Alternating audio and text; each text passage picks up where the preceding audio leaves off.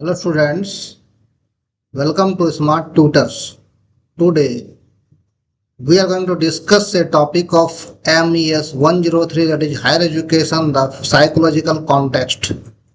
The topic of discussion is the features of classroom environment that help in meaningful learning. आज हम लोग discuss करेंगे एक सार्थक अधिगम में सहायक कक्षा वातावरण की विशेषताएं। मतलब क्लास का एक अच्छा वातावरण कैसा होना चाहिए ताकि स्टूडेंट उसमें रहकर आराम से सीख सके, शिक्षा ग्रहण कर सके।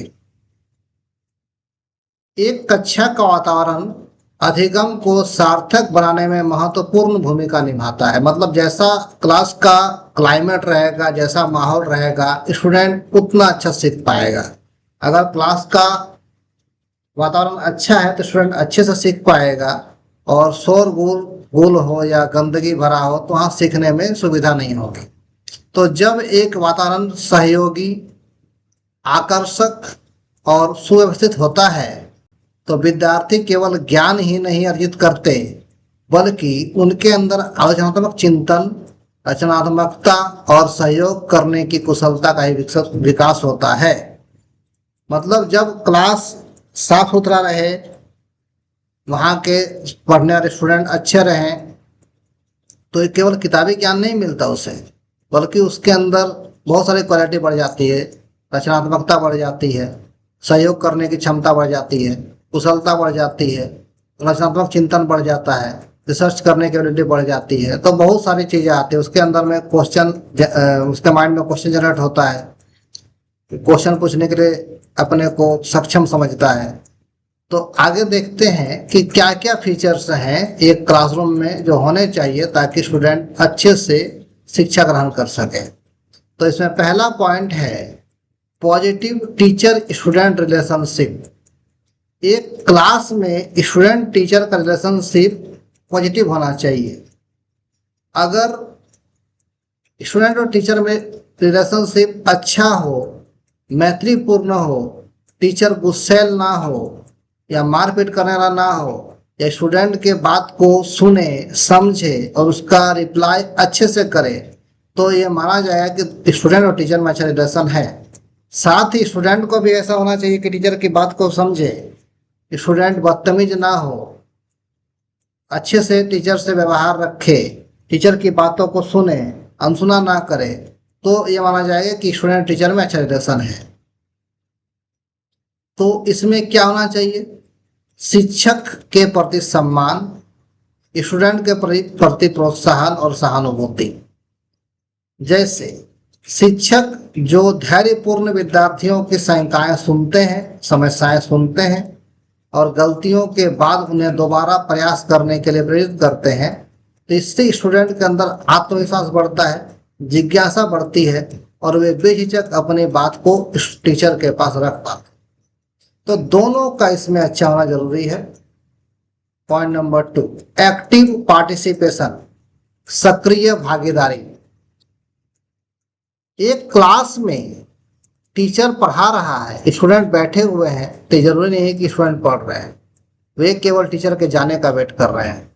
दूसरी ओर एक क्लास में स्टूडेंट पढ़ने के लिए बैठे हुए हैं, टीचर ने आकर कोई वर्क दे दिया और वो बैठा हुआ है, कुछ काम कर नहीं रहा, एक्टिव नहीं है, तो यहाँ पर दोनों की इनएक्टिविटी देखती है।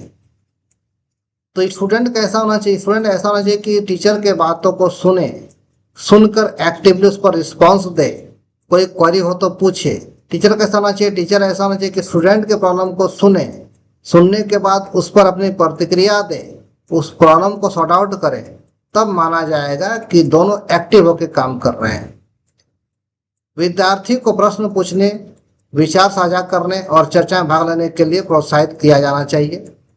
और एग्जाम्पल के लिए अगर एक साइंस का क्लास चल रहा हो तो टीचर कुछ एक्टिविटी करके बताए, स्टूडेंट को कोई एक्टिविटी करने के लिए दे और उसका थ्योरी समझाए, थ्योरी समझाने का प्रैक्टिकल करके दिखाए और निष्कर्ष में पहुंचे। केवल किताब पढ़ाने पर या रटाने तक सीमित ना रहे। पॉइंट नंबर 3 है कोलैबोरेटिव लर्निंग, सहयोगात्मक अधिगम। टीचर और स्टूडेंट कोलैबोरेशन करके टीचिंग और लर्निंग को इजी कर सकते हैं। एग्जाम्पल के लिए, अगर एक ग्रुप है और ग्रुप में पढ़ाना है तो टीचर्स को चाहिए कि उस ग्रुप को छोटे छोटे पार्ट में बांट दे और हर पार्ट को कुछ ना कुछ एक्टिविटी करने के लिए दे, और बाद में उस एक्टिविटी से जो आउटकम आया, जो रिजल्ट आया, वो स्टूडेंट के को बुलाकर सबके सामने पूछे और बतलाए कि उन्होंने इससे क्या सीखा और क्या समझा। तो इससे कहीं ना कहीं स्टूडेंट और टीचर के बीच कोलैबोरेशन दिखता है। कोई प्रोजेक्ट बनाने में टीम बना दिया जाए, कोई समस्या को सॉल्व करने में टीम बना दिया जाए, कोई असाइनमेंट के लिए टीम बना दिया जाए, तो सबका कोलैबोरेशन इसमें दिखता है। Point number 4, interactive and flexible teaching method. Teacher को पढ़ाते समय ऐसे टीचिंग मेथड का यूज करना चाहिए जो इंटरैक्टिव हो, जिससे स्टूडेंट टीचर के प्रति आकर्षित हो, चीज़ों को सुनने में, समझने में और सीखने में। दूसरी ओर according to situation teaching method को फ्लेक्सिबल बनाया जाए ताकि जरूरत पड़ने पर उसमें कुछ ऐड या कुछ लेस किया जा सके। जैसे हम लोग मल्टीमीडिया का यूज कर सकते हैं, हम लोग स्मार्ट बोर्ड का यूज कर सकते हैं, पीपीटी का यूज कर सकते हैं, ऑडियो वीडियो का यूज कर सकते हैं, डिबेट करवा सकते हैं, कुछ हैंडमेड एक्टिविटी करवा सकते हैं, कुछ मैप का उपयोग कर सकते हैं। बहुत सारी चीजें हैं जिससे हम लोग अपने टीचिंग को इंटरेक्टिव कर सकते हैं और फ्लेक्सिबल बना सकते हैं। Point number 5, safe and inclusive atmosphere. सुरक्षित और समावेशी वातावरण। जो क्लासरूम का माहौल है वो सुरक्षित होना चाहिए। मतलब किसी टीचर को या स्टूडेंट को इस बात का डर ना हो कि उन्हें उसमें चोट घाट लग सकती है, मारपीट हो सकती है, कोई स्टूडेंट किसी को दूसरे स्टूडेंट को मार सकता है, या कोई टीचर किसी स्टूडेंट को मार सकता है, या कभी कभी ऐसा होता है कुछ उद्दंड स्टूडेंट होते हैं जो टीचर पर हाथ उठा देते हैं, गाली गलौज कर देते हैं। तो ऐसा स्थिति नहीं होना चाहिए। सबको सुरक्षा मिलने को सुरक्षित माहौल महसूस होना चाहिए वहाँ पर, और सब मिलकर टीचिंग का और एजुकेशन का काम में लगे तो क्लास का माहौल अच्छा होगा। इसके लिए हर विद्यार्थी को महत्व दिया जाना चाहिए, चाहे वो किसी भी जाति या किसी भी स्टेटस मेंटेन करता सोसाइटी में, उससे मतलब नहीं है, सबको बराबर समझा जाना चाहिए। साथ ही स्टूडेंट को चाहिए कि वो टीचर को वैल्यू दे, टीचर की बातों को समझे और कोशिश करे कि अपने प्रॉब्लम को टीचर के सामने रखे ताकि सॉर्ट आउट किया जा सके। Point number 6, real life connection, वास्तविक जीवन से जुड़ाव। हम जो पाठ को पढ़ा रहे हैं या जो करिकुलम को हम पढ़ाना चाहते हैं उसमें कुछ ऐसे एग्जाम्पल सेट करें जो रियल लाइफ से उसका कनेक्टिविटी हो, और तब स्टूडेंट को पढ़ने में इंटरेस्ट आएगा, सीखने में इंटरेस्ट आएगा। एग्जाम्पल के लिए, अगर कोई प्रैक्टिकल टॉपिक को हम पढ़ा रहे हैं, मैथ के किसी टॉपिक को ले लेते हैं कि मैथ का कोई टॉपिक पढ़ा रहे हैं, जोड़ घटाव पढ़ा रहे हैं, तो स्टूडेंट को ये सिखाना चाहिए कि जोड़ का मतलब क्या है। तो फिर उसे एग्जाम्पल दे के हम चॉकलेट खरीदने के लिए बताएं कि 2 चॉकलेट आपने खरीदा, फिर मान लीजिए 2 पैकेट बिस्किट आपने खरीद लिया, इसके साथ आपने कोई और चीज जो उसके पसंद की चीजें हो। इससे क्या होगा कि स्टूडेंट का इंटरेस्ट उसमें बढ़ेगा कि जो चीजों को यूज करते हैं उस चीजों को क्लास में डिस्कस किया जा रहा है।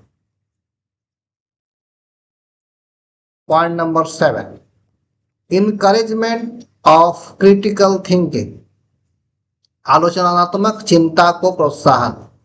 स्टूडेंट के अंदर टीचिंग से आलोचनात्मक गुणों का विकास होता है, तो अगर स्टूडेंट के बीच आलोचनात्मक गुणों का विकास होता है तो फिर वो कुछ क्वेश्चन भी करेंगे, अपनी बातों को टीचर के सामने रखेंगे।